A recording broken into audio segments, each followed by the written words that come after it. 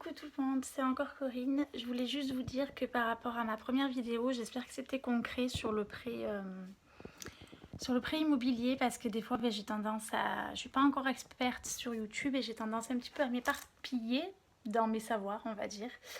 Donc j'ai voulu vous faire une autre petite vidéo, on va dire un peu plus condensée, par étapes. Donc sans rentrer trop dans les détails, c'est aussi un travail de méthodologie pour moi, pardon.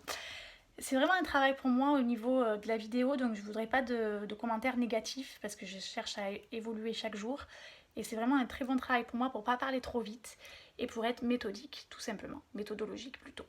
Voilà, donc la première étape pour moi, pour résumer un peu la vidéo d'avant sur le prêt immobilier, c'est de... J'essaie de contrôler un peu ma respiration, etc. C'est vraiment un vrai travail, la vidéo, je vous l'assure. Enfin voilà. Donc la première des choses, je prends sur moi, la première des choses, c'est de surtout aller voir son banquier quand vous avez l'idée d'acheter, que ce soit une maison ou un studio, d'aller passer la porte du banquier et de demander la capacité d'emprunt que vous pouvez avoir. Ils vous font une simulation avec un taux d'endettement, un reste à vivre, bref, ils vous parleront de tout ça. Je m'éparpille pas plus. Donc voilà, premièrement, vous faites votre simulation, votre capacité d'emprunt à la banque. Deuxièmement, vous allez visiter les biens pour lesquels vous êtes susceptible de pouvoir les acheter. Sinon, vous allez vous faire rêver pour rien. Troisièmement, vous allez faire votre compromis de vente. Là, je ne rentrerai pas trop dans les chiffres et tout ça, même si ça serait intéressant, mais au niveau de ma méthodologie, j'ai peur que ça parte un peu en vrille. Donc troisièmement, vous faites votre compromis de vente avec votre offre d'achat que vous avez fait quand vous avez dit à votre agence ou à votre particulier oui, je veux ce bien, vous avez signé une offre d'achat avec une date et la somme que vous voulez investir au maximum. Voilà. Et il faut qu'elle soit acceptée bien sûr et vous venez le jour du compromis avec cette offre d'achat acceptée par le vendeur. Tout simplement, que ça soit SCI, que ça soit particulier. Bref, ça c'est autre chose. Donc ça c'était ma troisième étape. Donc la troisième étape, vous faites bien ça, vous faites votre compromis.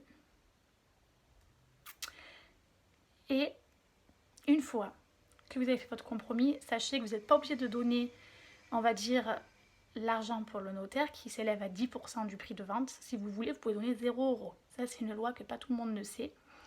Et si vous donnez par exemple, je sais pas, je dis au hasard 400 €, ça sera déduit de la somme que vous donnerez au notaire et sachez que vous pouvez l'induire dans le prêt. Voilà, je pense que jusque là c'est clair.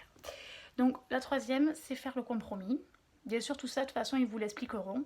Prévoyez bien 2h30 à 3h parce que le compromis c'est un peu prise de tête, avouons-le. Quatrième chose, vous allez monter votre dossier à la banque avec les documents, le compromis de vente, la pièce d'identité, etc., etc. Pareil, ils vous enverront tout par mail. Voilà. Sachez qu'il y a 2 accords avant l'accord définitif. Donc, vous allez parler de l'assurance d'habitation, vous allez avoir l'accord de l'assurance du prêt et l'accord de la garantie. Et une fois ces 2 accords, vous avez monté l'assurance d'habitation quand même ce jour-là, mais une fois ces 2 accords, le dossier de prêt sera envoyé au niveau de la hiérarchie au directeur bancaire, on va dire ça comme ça, même si c'est un peu plus complexe. Voilà. Donc ça c'est pour la quatrième étape si je ne dis pas de bêtises. À partir de là, vous allez donc recevoir, si c'est accepté ou pas, donc votre offre de prêt. Au bout, ça dépend. Ça peut prendre 2 semaines, 3 semaines ou un mois. Ça peut être une question qu'on se pose. Moi, ça a été 2 semaines, mais ça peut aller jusqu'à 1 mois, 2 mois. Ça dépend vraiment si les gens sont en vacances ou pas. Donc pareil, n'achetez pas pour Noël ou je ne sais pas, pour l'été, quand tout le monde est en vacances, parce que tout est au ralenti. Voilà. Donc vous allez recevoir votre offre de prêt. Admettons qu'elle soit acceptée, je l'espère pour vous. Si elle n'est pas acceptée, on vous rend l'argent que vous avez donné par exemple au notaire. Et on annule tout. Et après, bien sûr, vous pouvez continuer. Mais par contre, si ce n'est pas accepté, il faut donner les 2 refus au moins au notaire. Sinon, ils sont dans la capacité de vous dire non, je ne vous rembourse pas. Voilà, il faut toujours ces fameuses preuves. Voilà, à ce niveau-là. Après, il faut attendre 11 jours. Et donc, quand vous recevez votre offre de prêt, vous appelez la banquière.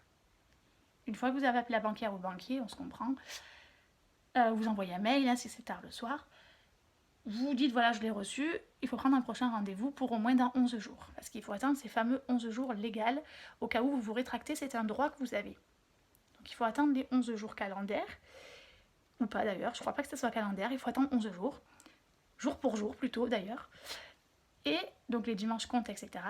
Et à partir de là, vous allez paraffer et signer avec la banquière qui elle-même, je pense, l'enverra aussi au siège, parce que c'est plus facile pour eux. Voilà, donc ça se passe comme ça. Après, vous allez avoir votre fameux titre de propriété, etc. Mais, si j'ai bien un conseil à vous donner pour la dernière étape, pensez bien à l'assurance de copropriété, si c'est une copropriété, à combien ça s'élève, en plus de l'assurance d'habitation. Et pensez bien au déblocage de fonds. Parce que là, ils vont vous demander, du coup, de verser par virement le déblocage de fonds. Donc, il faut surtout bien penser à d'abord avoir ces fameux fonds. Donc, envoyez bien un mail à la banquière qu'elle donne bien ce déblocage de fonds. Comme ça, même que le notaire et la banquière se parlent entre eux pour, je ne sais plus c'est quoi exactement, mais il faut vraiment faire attention aux fonds parce que si vous signez votre acte de vente authentique, que vous avez les clés, je crois que ce jour-là, si je ne dis pas de bêtises, il faut quand même avoir le prêt qui soit sur le compte. Donc ne soyez pas trop rapide à ce niveau-là non plus. Là, pareil, il faut être méthodique et il faut quand même avoir les sous. Donc moi, j'ai fait un prêt à 110%, mais sachez que bien sûr, vous pouvez avoir un apport. Bien que les gens qui sont très malins aussi ont un apport mais s'en servent pas. Disent non, je veux le garder. Et ils ont bien raison, on ne sait jamais. Donc il a joué un peu plus malin entre guillemets. Voilà, sachez que si plus tard vous voulez louer votre bien, je crois qu'il y a une loi qui dit qu'il faut acheter une résidence principale d'abord et y vivre au moins 5 ans.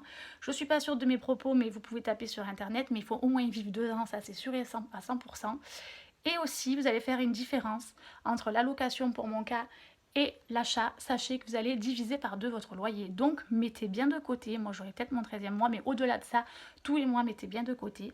Parce que pensez que vous aurez des charges en plus que vous n'avez pas quand vous êtes locataire, par exemple. Voilà, j'espère que ma vidéo a été un peu plus concise que l'autre. Certes, il y a moins d'éléments, mais si vous avez des questions, vous pourrez me les poser en barre d'infos, je vous y répondrai.